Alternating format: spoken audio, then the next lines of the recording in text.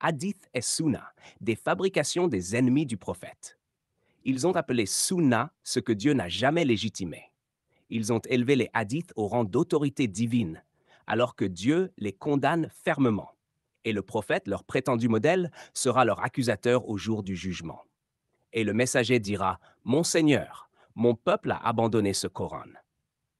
Ils disent, le Coran est incomplet. On a besoin des hadiths pour comprendre. Mais Dieu répond sans équivoque, Faut-il que je cherche un autre juge que Dieu, alors que c'est lui qui a fait descendre pour vous le livre pleinement détaillé? Sourate 6, verset 114. La parole de ton Seigneur est complète en vérité et en justice.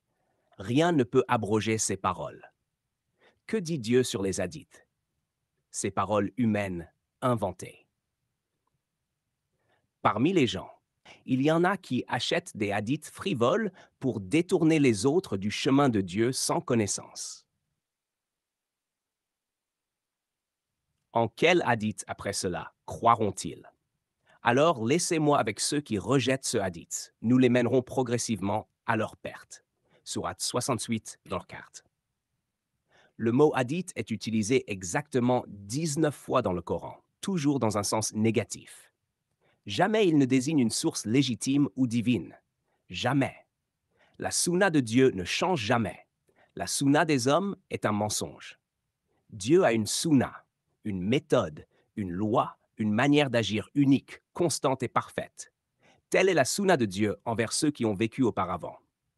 Tu ne trouveras aucun changement dans la sunna de Dieu. Tu ne trouveras aucun changement dans la sunna de Dieu. Sourate 35. Mais ils ont créé une autre sunna, une tradition humaine, une fabrication post-coranique, une imitation aveugle, un héritage tribal, un piège du diable.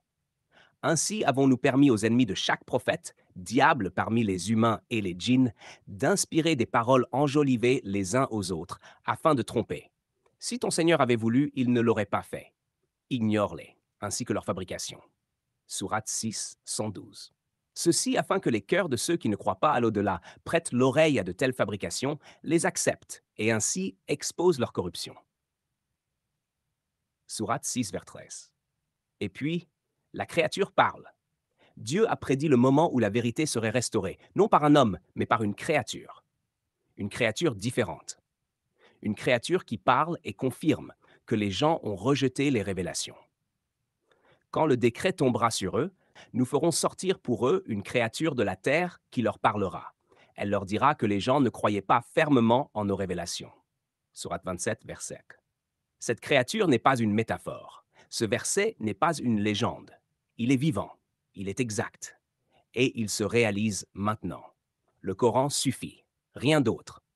Ce Coran ne peut venir d'autre que Dieu. Il confirme les écritures précédentes. Le livre est pleinement détaillé. Il ne fait aucun doute venant du Seigneur de l'univers.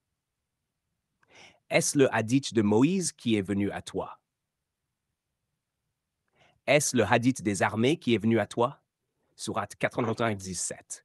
En quel hadith après cela croiront-ils? Vous avez été prévenus. L'heure n'est plus au compromis. Dieu a purifié son message. Il est entre vos mains. N'ajoutez rien. Ne retranchez rien. Le Coran purifié est suffisant. Et il est entre vos mains, maintenant.